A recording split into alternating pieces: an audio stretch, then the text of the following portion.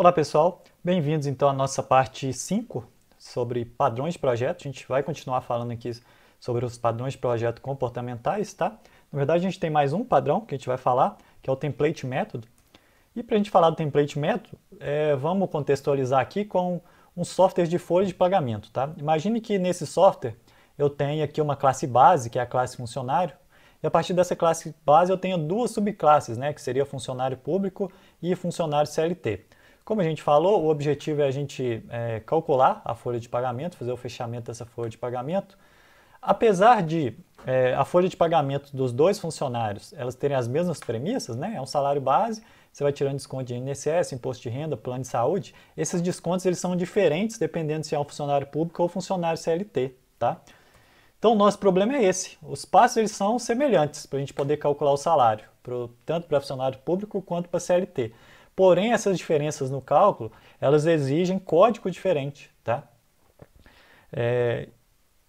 Na classe Py, a gente pode definir um template, né? Um código padrão, workflow padrão, para a gente poder fazer esse cálculo, que é basicamente qualquer salário, independente do tipo de desconto, vai ser o salário base, menos desconto de INSS, menos desconto de imposto de renda, menos desconto de plano de saúde, menos outros descontos, né? Independente de como isso é calculado. Mas isso é básico para qualquer cálculo, tá?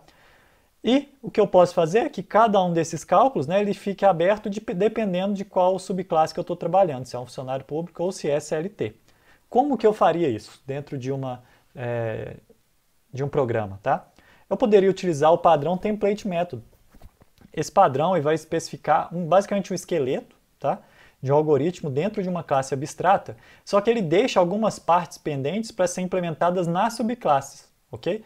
Basicamente aqui, a gente utilizando o padrão template método, o cálculo em si, né, que seria o salário bruto menos os descontos, ele seria o nosso esqueleto, ele estaria dentro da classe abstrata, e esses passos pendentes, né, que seria o cálculo específico para cada tipo de funcionário, ele vai ser implementado na subclasse, tá? Esse padrão permite, então, que as subclasses elas customizem esses algoritmos sem mudar a estrutura do algoritmo em si. Aqui tem um exemplo, né, de uma classe abstrata funcionária, que seria a minha classe base. Repare que ela tem aqui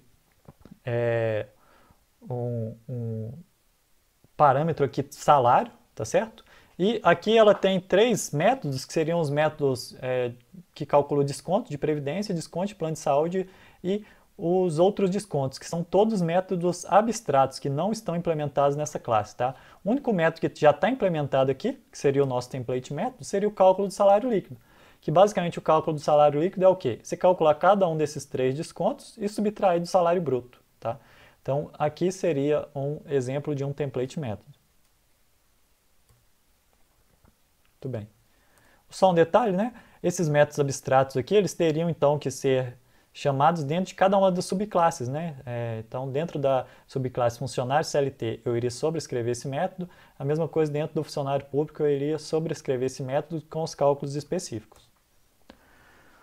O template método ele é um padrão que ele é bem interessante, porque é a partir dele que a gente tem o conceito de inversão de controle, tá? Que é muito utilizado em framework. O que é um framework? Um framework ele vai definir o modelo de um algoritmo ou sistema, né? Então você tem basicamente, igual o nome fala, um template ali da ordem de chamada, só que os clientes eles conseguem parametrizar alguns passos, tá? O framework ele deixa que os clientes parametrizem alguns pontos, mas ele que vai chamar os métodos ou a ordem dos métodos, tá? Daí que vem o nome de inversão de controle, né? Você simplesmente fala o que tem que ser feito, mas é o framework que vai definir a ordem. Falando assim, framework parece muito com o conceito de biblioteca, né? Você basicamente está falando de chamadas, né? Como é que a gente diferencia isso? Vamos pensar que um sistema X aqui, ele usa um sistema Y. Como é que eu sei se esse sistema que ele está sendo usado é uma biblioteca ou framework? Para a gente diferenciar isso, a gente pensar que se X ele tem total controle das chamadas, né? E ele que define a ordem, então ele que passa os parâmetros para os métodos, ele que fala a ordem que esses métodos vão ser executados. Então, Y ele é uma biblioteca, tá? É o X que vai definir a ordem, qual função vai ser chamada, qual método vai ser chamado e assim por diante. De um outro lado, se é Y que tem o controle, tá? Esse sistema que está sendo utilizado, por exemplo, ele que vai implementar o método main. Então, o Y, ele é um framework, ou seja, é o Y aqui que vai chamar os métodos do seu código. O seu código ele simplesmente vai alterar ou personalizar essas chamadas. Então, nesse caso, Y é considerado um framework, tá certo? Muito bem, então com isso aqui a gente finaliza a parte de padrões de projeto. A gente não cobriu todos os padrões, tá? Tem um site que basicamente ele tem um catálogo, se vocês não quiserem ir diretamente no livro, né?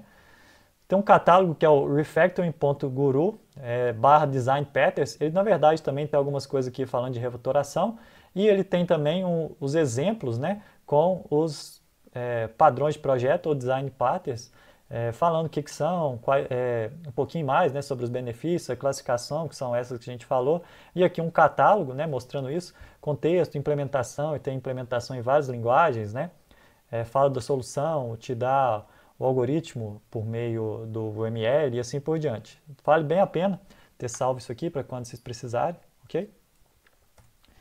E para a gente ir finalizando essa aula, né, a gente falou sobre aqui os padrões de projeto e lá no início, na primeira parte, eu falei que em alguns momentos não vale a pena usar padrões de projeto. E agora a gente vai falar um pouquinho quais são esses momentos, né? Quando é que não vale a pena utilizar padrões de projeto. Como a gente falou, padrões de projeto eles vão ajudar a gente bastante no caso quando a gente está falando de Design for Change, né? Que é um projeto que ele vai mudar.